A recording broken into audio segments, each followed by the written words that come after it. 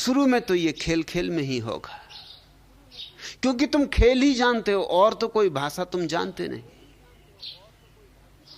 दूसरी तो कोई भाषा तुम्हारी समझ में भी ना आएगी।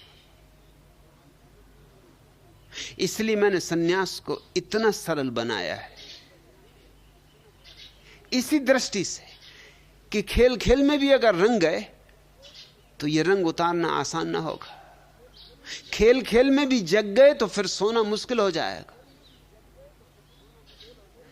खेल खेल में भी अगर समझ गए तो समझ से वापस लौटने का कोई उपाय नहीं।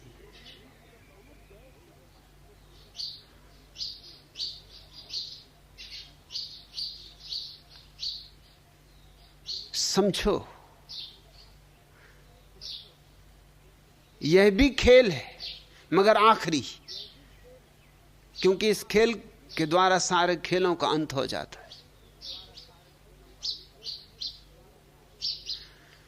तुम कहते हो यह तो खबर ही ना थी कि यह हमें ले डूबेगा, ये तुम्हें खबर होती तो तुम भाग ना खड़े होते, ये तुम्हें खबर होती तो तुम मेरे पास ही ना आते। ये तो खबर होने ही नहीं देनी पड़ती। यही तो इस धंधे का राज है।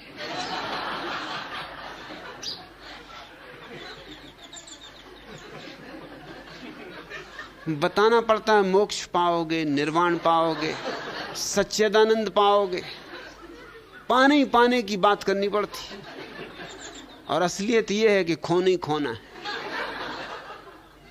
मगर वो तो पीछे, जब लौटने का कोई उपाय नहीं रह जाता, जब पीछे के सब सेतु टूट जाते, जाना भी चाहो तो कहीं जा नहीं सकते, अब लाख सिर धुनो।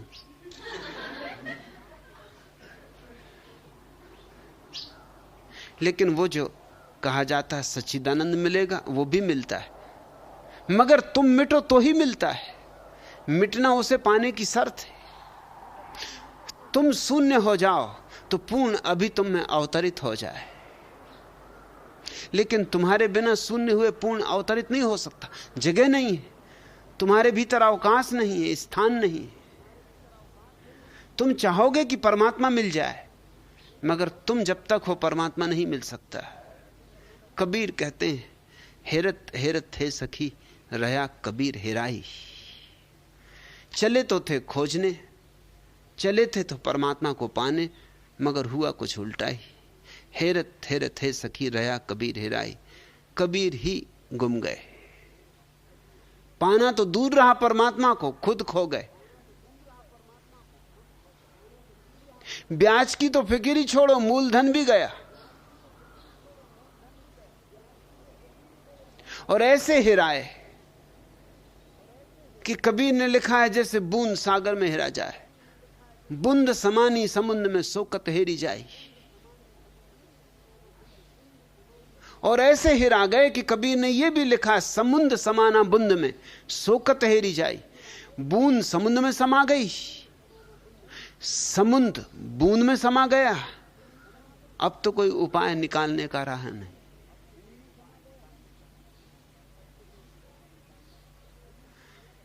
लेकिन जब से कबीर खो गए, जब से कबीर न रहे, तभी से परमात्मा शुरू हुआ। तुम्हारा अंत परमात्मा का प्रारंभ है। तो कबीर ने यह भी कहा है कि जब मैं खो गया, तब से एक अनूठी घटना घट रही। पाछे लगे हरि फिरत, कहत कबीर कबीर। पाछे लगे हरि फिरत, पीछे पीछे लगे फिरते हैं हरि। कहते हैं कबीर कहां जा रहे, क्या कर रहे? और कबीर अब है ही नहीं, इसलिए कौन दे उत्तर? जब कबीर थे तो परमात्मा नहीं था, अब परमात्मा है तो कबीर नहीं है।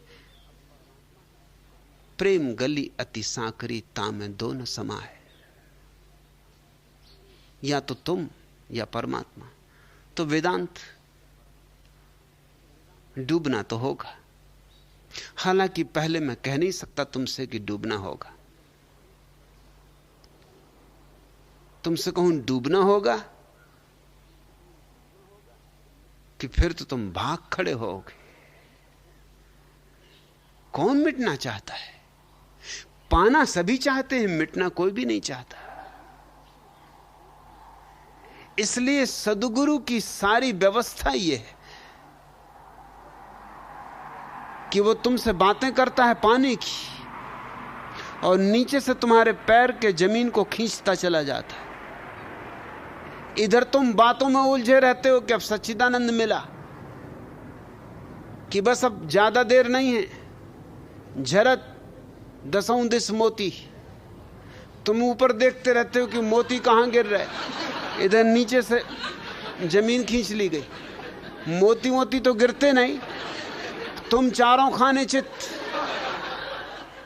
मगर फिर मोती गिरते।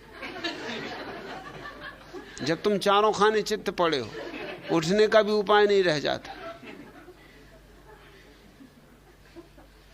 पहले तो चौंकोगे कि ये क्या हुआ। तुम देख रहे थे आकाश की तरफ कि अब उतरा परमात्मा, कि अब आता ही है पुष्पक विमान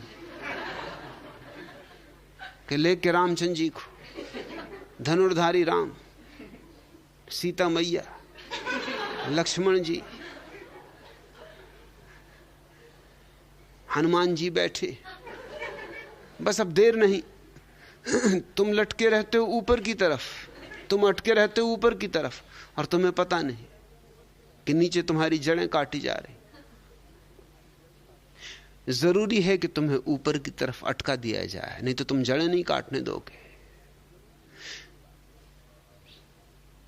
कबीर ने कहा है, जैसे कुम्हार घड़े को बनाता है तो एक हाथ से भीतर सहारा देता है और दूसरे हाथ से बाहर से चोट मारता है, तब घड़ा बनता है। दोहरी प्रक्रिया, एक हाथ से संभालता है, एक हाथ से चोट मारता है। अगर सिर्फ संभाले संभाले तो घड़ा ना बने, अगर चोट ही चोट मारे तो भी घड़ा ना बने। तो तुम्हें संभालना भी है और तुम्हें चोट भी मारनी है, तुम्हें बचाना भी है और तुम्हें मिटाना भी है।